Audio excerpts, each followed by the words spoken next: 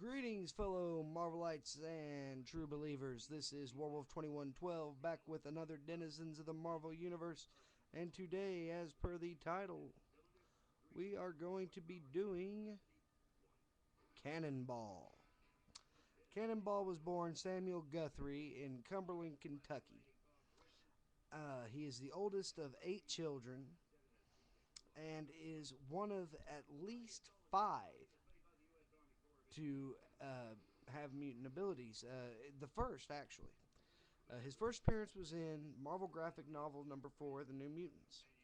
He had a brief stint as a supervillain because working in his little small mining town in Kentucky in the coal mines, uh, there was a catastrophe, an accident, and his mutant powers uh, manifested, and he ends up blasting through the rubble and the cave-in of the mine, and ends up garnishing some negative attention from the town folk. And the evil mercenary Donald Pierce helps him out.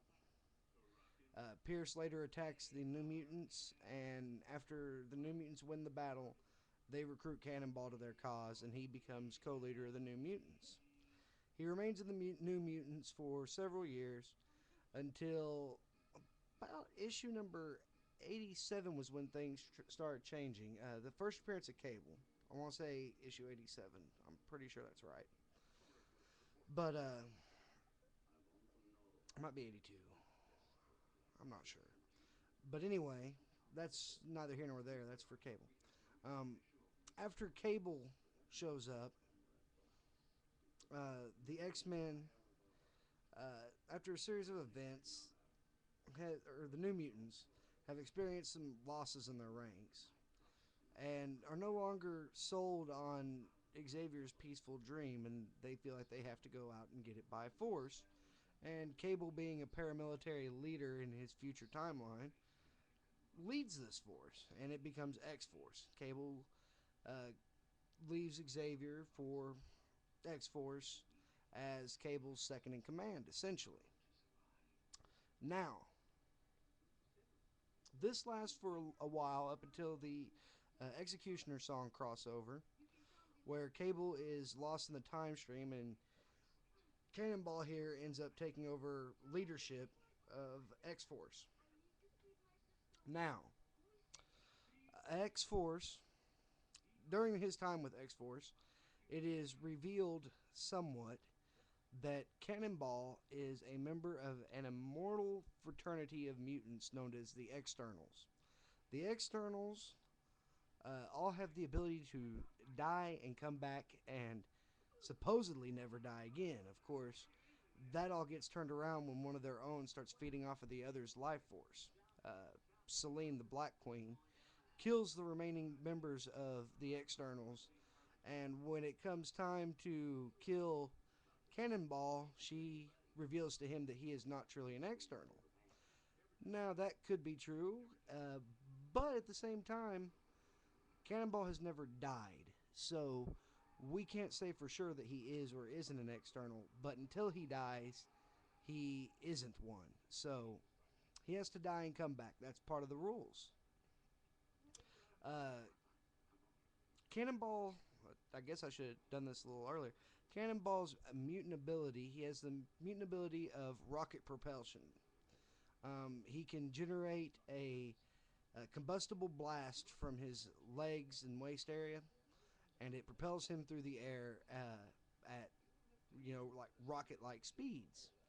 At the same time, it generates a blast field over his body, which prevents any harm or injury from occurring from crashing into any substances or any obstacles, which is good because whenever his power first manifested, he could only fly in straight lines, and he could not turn at all. So uh, later on, he taught himself to shut down his power and contort his body in the air in order to change direction. Uh, but recently, he hasn't had to do that. He pretty much just does it. Um, so he's mastered the use of his ability. Though I think it was more his time with Cable where he learned how to use his ability more at an offensive, as an offensive thing as opposed to a defensive type thing, or more. Let's see, more profoundly. No, well, that's not the right word, but to better use it as a offensive weapon. Um, Cable really helped with discipline as far as that goes. Uh, After Cable comes back from the time stream, though, back to his story, um, Cannonball is briefly reunited with his mentor, but it's short lived as Cannonball actually becomes the first New Mutant to graduate to the ranks of X Men. And he's with the X Men during the whole Onslaught saga and everything else. I believe he's through it all the way through the 12 saga, and then they reformat the teams, and Cannonball loses his X Man status. He joins the X Corporation, which is a global corporation for the benefit of mutants that Xavier starts. He's there for a little bit, but that series really didn't take off very well, so he ends up leaving the X Corporation and rejoins the X Men. During his time with the X Men again, this is more recent. He joins Rogue's team of X Men and ends up fighting the Children of the Vault. During which time he actually ends up getting injured. Um, because he's not able his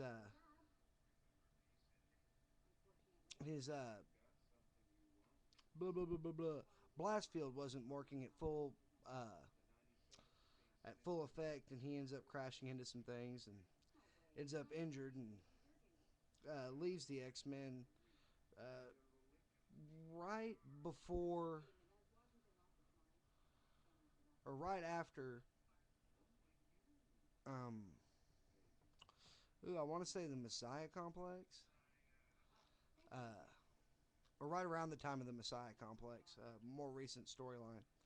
And since then, he is reunited with former teammates Magma, Mirage, I believe it's Magma, Mirage, and Sunspot